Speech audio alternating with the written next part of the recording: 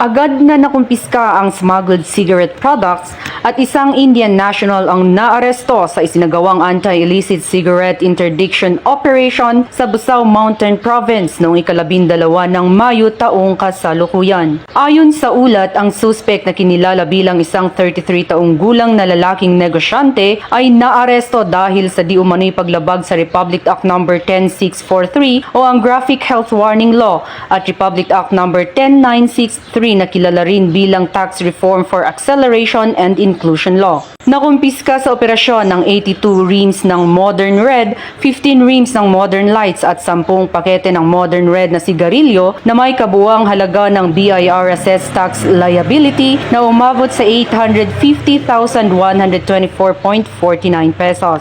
Ang operasyon ay naging matagumpay dahil sa magkasanib na puwersa ng mga operatiba mula sa Busao Municipal Police Station, Provincial Intelligence Unit, Provincial Drug Enforcement Unit at Provincial Legal Office ng Mountain Province Police Provincial Office, Regional Mobile Force Battalion 15, 1st Mountain Province Provincial Mobile Force Company, Regional Intelligence Unit 14, Regional Intelligence Division, Criminal Investigation and Detection Group at BIR. Isinagawa ang on-site inventory ng mga nakumpiskang kagamitan sa harap ng mga opisyal ng barangay ng nasabing lugar. Ang suspek at ang mga nakumpiskang kagamitan ay dinala sa Busao Municipal Police Station para sa wastong dokumentasyon at disposisyon bago magsampa ng angkop na kaso. Ito ang bagong PNP para sa bagong Pilipinas, serbisyong mabilis, tapat at nararamdaman.